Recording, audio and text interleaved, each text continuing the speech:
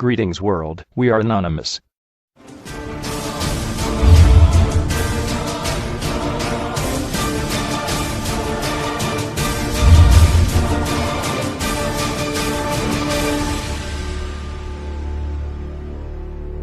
Entre janeiro de 1947 e dezembro de 1952, nada menos que 16 espaçonaves caíram ou tiveram que fazer um pouso de emergência.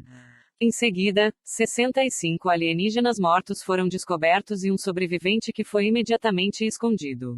Outra nave explodiu, da qual praticamente nada restou. Desses eventos, incluindo o da explosão da espaçonave, 13 ocorreram no interior dos Estados Unidos, um no Arizona, 11 no Novo México e um em Nevada. 3 casos ocorreram em outros países, sendo um na Noruega e os outros 2 no México. 1948 para Hart Canyon, perto de Dastec também. Tinha 33 metros de diâmetro. No total, 17 cadáveres de alienígenas foram removidos dessas 2 naves e, claro, escondidos. Mas, pior ainda, foi a descoberta, dentro dessas naves, de uma grande quantidade de restos humanos. O pânico e a subsequente desmoralização tomaram conta dos cientistas. Os documentos, inicialmente classificados como secretos, tornaram-se imediatamente estrita e altamente confidenciais. Um véu de silêncio foi lançado sobre eles ainda mais espesso do que o do Projeto Manhattan.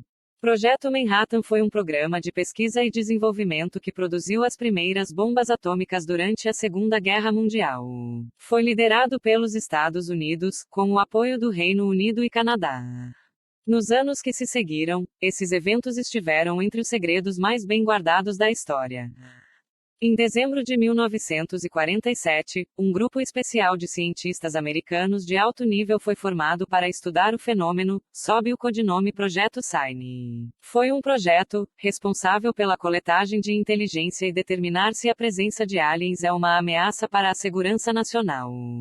A Sign deu origem, em dezembro de 1948, ao projeto GRUDJE, com o objetivo de desinformar e, ao mesmo tempo, coletar novas informações. O projeto Blue Book, o famoso Livro Azul, foi estabelecido no âmbito do GRUDJE. O projeto GRUDJE produziu um total de 16 volumes no ano. Equipes chamadas Blue Teams foram formadas para esconder as máquinas voadoras, bem como seus ocupantes vivos ou mortos. Essas equipes foram posteriormente denominadas Alpha Teams no projeto POUNCE. O projeto POUNCE foi um projeto formado para a recuperação de qualquer nave pousada caída e seus ocupantes. Esse projeto oferece histórias de cobertura para mascarar a verdade quando necessário. Essa cobertura é utilizada geralmente quando caem naves experimentais. Nos primeiros anos, a Força Aérea dos Estados Unidos e a CIA eram os órgãos que exerciam exclusivamente o controle do véu de silêncio sobre os alienígenas. Na verdade, a CIA foi chamada de Grupo Central de Inteligência quando foi fundada por ordem presidencial e sua missão exclusiva era garantir a existência de estrangeiros. Foi somente após a abolição da Lei de Segurança Nacional que passou a se chamar CIA. O Conselho de Segurança Nacional, NSC, foi estabelecido para controlar os serviços secretos e, mais especificamente, os extraterrestres.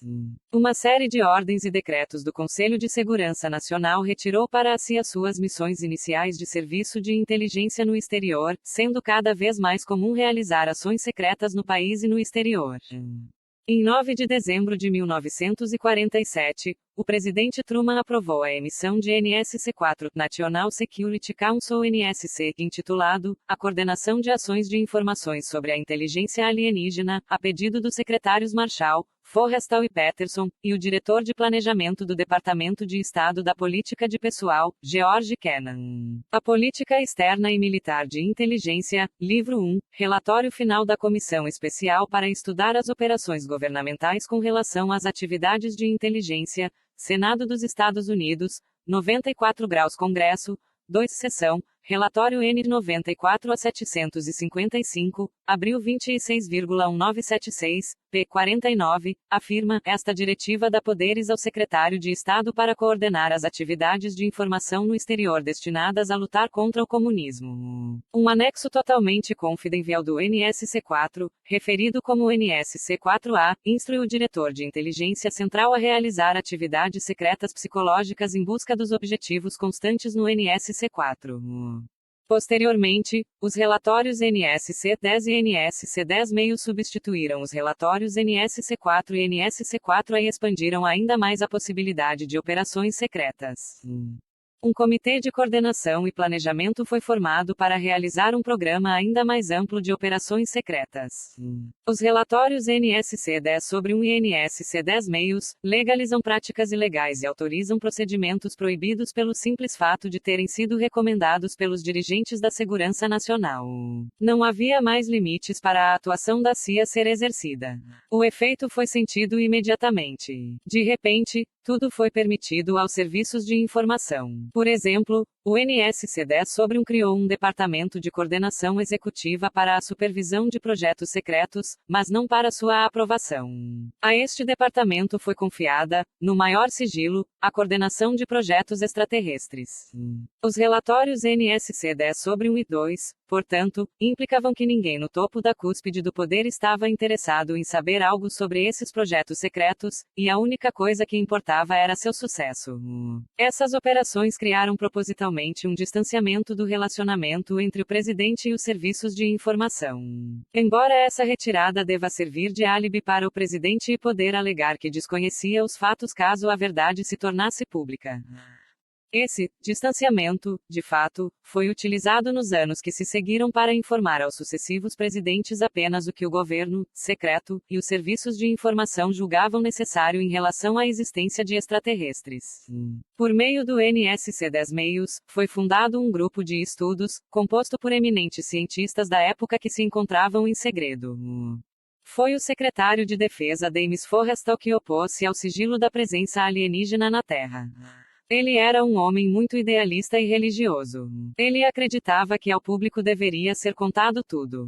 James Forrestal foi também um dos primeiros abduzidos conhecido. Quando ele começou a conversar com líderes do partido da oposição e líderes do Congresso sobre o problema dos alienígenas, ele foi convidado a demitir-se pelo presidente Truman. Ele expressou seus temores para muitas pessoas. Legitimamente, ele acreditava que ele estava sendo vigiado. Isto foi interpretado por aqueles que eram ignorantes dos fatos como paranoia. Mais tarde foi dito que Forrestal sofreu um colapso mental. Ele foi condenado à internação sob vigilância na ala de doentes mentais do Hospital Naval de Bethesda.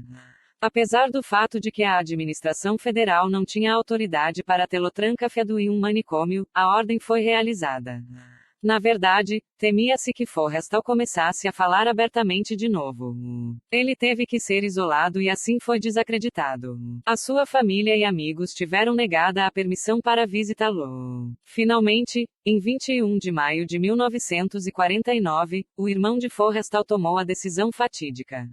Ele notificou as autoridades que pretendia remover James Forrestal do Hospital da Marinha em Bethesda em 22 de maio. Em algum momento no início da manhã de maio de 22, no ano de 1949, agentes da CIA amarraram um lençol em volta do pescoço de James Forrestal, amarrando a outra ponta em um aparelho dentro de seu quarto. Em seguida, jogaram James Forrestal para fora da janela e assim Forrestal morreu cometendo suicídio. O lençol se rasgou e ele caiu direto para sua morte. Os diários secretos de James Forrestal foram confiscados pela CIA e foram mantidos na Casa Branca por muitos anos. Devido à demanda do público, os diários foram eventualmente reescritos e publicados em uma versão higienizada. As informações do Diário Real foi depois fornecida pela CIA em forma de livro a um agente que publicou o material como ficção. O nome do agente é Whitley Strieber e o livro é Majestic. James Forrestal se tornou uma das primeiras vítimas do encobrimento do fenômeno UFO. O governo do presidente Truman criou então em 4 de novembro de 1952 a Supersecretary National Security Agency, NSA, a Agência de Segurança Nacional por ordem executiva secreta. Seu objetivo principal era decifrar as línguas e comunicações alienígenas, sua linguagem e estabelecer um diálogo com os extraterrestres. Esta tarefa mais urgente era uma continuação do esforço anterior. O propósito secundário da NSA era monitorar todas as comunicações e emissões de todos e quaisquer dispositivos eletrônicos de comunicação em todo o mundo. Hoje o projeto Echelon com o propósito de reunir inteligência, tanto humana como alienígena, e para manter em segredo a presença extraterrestre. O projeto Sigma foi bem sucedido. A NSA também mantém comunicação com a base de Luna e outros programas espaciais secretos. Por ordem executiva do presidente, a NSA está isenta de todas as leis que não especifiquem a NSA no texto da lei como sendo sujeitas a essa lei. Isso significa que se a agência não está citada no texto de toda e qualquer lei aprovada pelo Congresso não está sujeita a essa ou essas leis. E assim, junto com a CIA foi-se criando um poder paralelo, um segundo e secreto governo dentro do governo formal dos Estados Unidos. Desde o evento de Roswell, o presidente Truman havia atualizado não apenas nossos aliados, mas também informado a União Soviética. E isso caso acontecesse que os alienígenas se tornassem uma ameaça para a humanidade. Planos foram feitos para defender a Terra em caso de invasão. A manutenção do sigilo em escala internacional encontrava-se, portanto, em grande dificuldade. Foi reconhecido que era necessário criar no nível internacional um grupo extraordinário para monitorar e coordenar esforços para manter o sigilo e proteger o governo das indiscrições da imprensa, resultando na constituição de uma sociedade secreta chamada de BILDRBRGR do nome do local de sua fundação, o Hotel Bilderberger em Nock. A sede desta sociedade está localizada em Genebra, Suíça. Os Bilderbergers formaram gradualmente um governo mundial secreto, que ainda hoje dirige e controla tudo. Os membros do Bilderberger se reúnem pelo menos uma vez por ano, em lugares diferentes a cada vez. Em 1988, era Intel FZ, perto de Innsbruck, Áustria, se encontrando em que participou o chanceler da República Alemã Kohl. Em 1989, a reunião teve lugar no Colorado, EUA, com a participação do conde LAMBSDORFF. Os Bilderbergers evoluíram para a implantação de um governo mundial secreto, a nova ordem mundial, que agora controla tudo. A ONU, Organização das Nações Unidas, era então, como é agora, uma grande piada internacional e esta servindo como um meio para a agenda desse governo mundial ser implantada. Em 1953, um novo presidente entrou na Casa Branca, um homem acostumado a uma organização muito estruturada, com uma cadeia de comando altamente compartimentada. Seu método de trabalho consistia em delegar autoridade e impor-se a um comitê. Ele só decidia assuntos importantes quando seus conselheiros discordavam. A sua forma habitual de trabalhar era ler ou ser informado das diferentes alternativas, para poder decidir sobre uma delas. Seus colaboradores mais próximos repetiram sua citação mais preciosa: faça o que deve ser feito. Ele passava grande parte do tempo jogando golfe, o que não era incomum para um homem cuja carreira ascendeu ao posto 5 estrelas do Generalato e chefe das forças aliadas durante a guerra. Esse homem era o general Dwight David Eisenhower. No primeiro ano de sua gestão, em 1953, pelo menos 10 outros discos voadores caíram e ficaram escondidos, resultando em 26 mortes e 4 sobreviventes. 4 desses 10 incidentes ocorreram no Arizona, 2 no Texas, 1 no Novo México, 1 na Louisiana, 1 em Montana e 1 na África do Sul. Houve também centenas de observações de OVNIs. Eisenhower sabia que ele tinha de lutar e vencer o problema alienígena. Ele sabia que não poderia fazê-lo, revelando o segredo para o Congresso. No início de 1953, o novo presidente virou-se para o seu amigo e colega do Conselho de Relações Exteriores CFR Nelson Rockefeller. Eisenhower e Rockefeller começaram a planejar a estrutura secreta da tarefa de fiscalização dos alienígenas, que viria a ser uma realidade dentro de um ano. A ideia para a criação do MAJESTC-12 ou MJ-12 nasceu assim. Foi o tio de Nelson Rockefeller, Aldrich Winthrop, que tinha sido crucial para convencer Eisenhower a concorrer à presidência. Toda a família Rockefeller e com eles todo o Império Rockefeller, tinha solidamente apoiado. Eisenhower pertencia de coração e alma para o Conselho de Relações Exteriores e da família Rockefeller. Ao pedir a Rockefeller para ajudar com o problema dos alienígenas foi o maior erro que Eisenhower poderia ter cometido para o futuro dos Estados Unidos e talvez para toda a humanidade. Após uma semana de sua eleição, Eisenhower já tinha nomeado Nelson Rockefeller presidente de uma comissão presidencial consultiva da organização do governo. Rockefeller ficou responsável pelo planejamento da reorganização do governo, algo que ele havia sonhado por muitos anos. Programas do New Deal foram parar em um cargo de gabinete único chamado o Departamento de Educação, Saúde e Bem-Estar. Quando o Congresso aprovou a posição do novo gabinete em abril de 1953, Nelson nomeou para o cargo de subsecretária Oveta Culp Hobby. Em 1953, astrônomos descobriram grandes objetos no espaço, que foram rastreados se movendo em direção à Terra. Primeiro se acreditou que eles eram asteroides. Mais tarde, evidências mostraram que os objetos só poderiam ser naves espaciais. O projeto Sigma interceptou comunicações de rádio alienígenas. Quando os objetos chegaram à órbita da Terra, tomaram uma órbita geoestacionária muito alta em torno do Equador. Haviam várias espaçonaves enormes, e sua real intenção era desconhecida. O projeto Sigma e um novo projeto, PLATO, através de comunicações via rádio utilizando a linguagem binária de computador criada em 1946 foram capazes de organizar um pouso que resultou no contato face a face com seres alienígenas de outro planeta.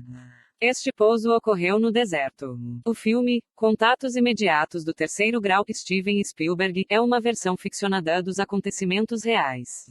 O pessoal do projeto PLATO foi encarregado de estabelecer relações diplomáticas com essa raça de alienígenas.